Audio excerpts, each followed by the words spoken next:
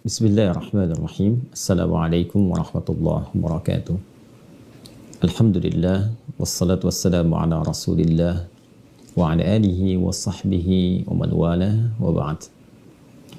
Saudara-saudariku dimanapun Anda sekalian berada, semoga kita semua senantiasa dirahmati, diberkahi, dibimbing oleh Allah Subhanahu wa Ta'ala menjalani kehidupan di dunia ini sehingga berhasil mendapatkan bekal yang diridhai oleh Allah Subhanahu wa Ta'ala untuk berpulang kepadanya. Saudara-saudariku, kita ketahui bersama bahwa kehidupan yang kita jalani di dunia ini sifatnya sementara. Setiap kita memiliki batas waktu yang disebut dengan ajal. Ketika tiba ajal itu, maka tuntas misi yang telah kita emban selama berkehidupan di bumi, dan pada saat itu kita akan kembali mempertanggungjawabkan setiap aktivitas kita di muka bumi ini di hadapan Allah Subhanahu wa Ta'ala. Tidak mungkin ajal itu dimajukan atau dimundurkan, namun tepat sesuai seperti apa yang telah Allah kehendaki. Quran surah ke-7 Al-A'raf di ayat yang ke-34, Allah Subhanahu wa Ta'ala berfirman, "Walikulli ummatin ajal, fa idza jaa ajaluhum la yastakhiruna sa'atan wa la yastaqdimun." Setiap umat generasi yang berkehidupan di setiap masa itu, bahkan dari sejak awal manusia pertama diturunkan, Adam alaihi salam, sampai kehidupan ini berakhir. Setiap umat, setiap generasi itu memiliki batas waktu berkehidupan. Tidak ada yang abadi yang hidup di muka bumi ini. Tidak ada kehidupan abadi yang berlangsung selama kita bertugas di dunia ini. Sifatnya fana, sementara, berakhir, hilang, dan kembali kepada pemilik utama. Jika telah tiba ajal itu, batas waktu berkehidupan itu, maka tidak akan mungkin ia bisa dimajukan atau dimundurkan tepat sesuai dengan apa yang telah Allah kehendaki.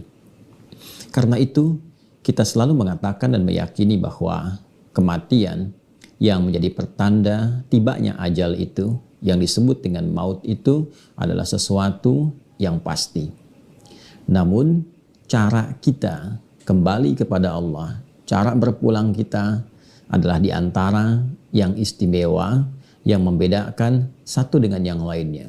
Bila kematian itu pasti, maka cara untuk berpulang itu yang menjadi pembeda. Ada yang berpulang begitu saja, ada yang kepulangannya begitu viral di kalangan makhluk, namun juga ada yang kepulangannya langsung dikehendaki viral oleh Sang Khalik. Kepulangan yang viral di kalangan makhluk itu yang jamak kita saksikan menjadi berita, yang dilihat, didengar, diamati, disaksikan.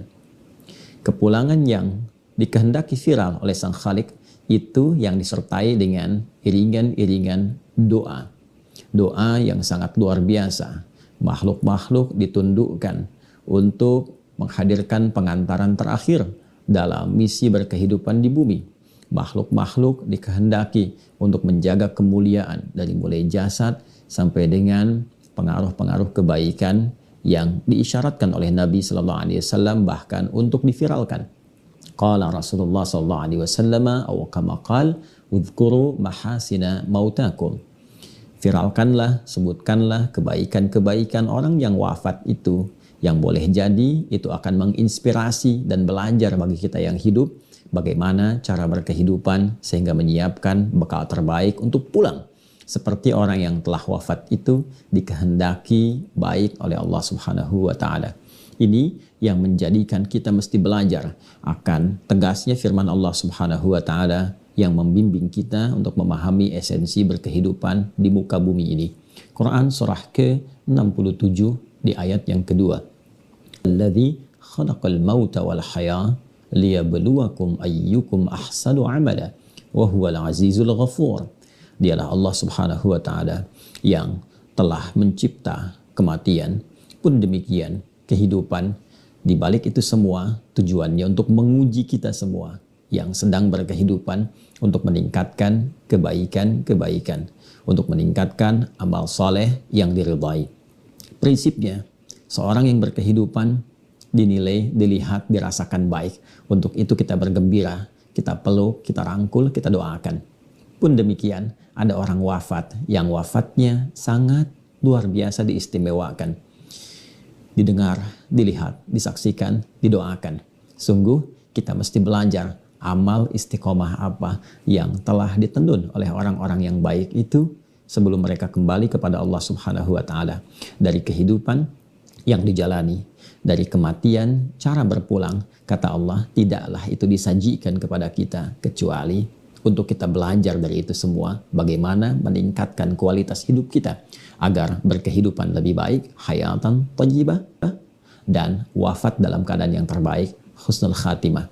Sangat disayangkan jika kita menyaksikan orang-orang baik berkehidupan, orang-orang baik kembali kepada Allah dalam wafatnya, namun setelah itu semua ditampakkan kepada kita, viral di kalangan kita, dan tidak merubah dan menginspirasi diri kita untuk berbuat baik, maka dengan cara apa lagi Allah harus menunjukkan perubahan pada diri kita.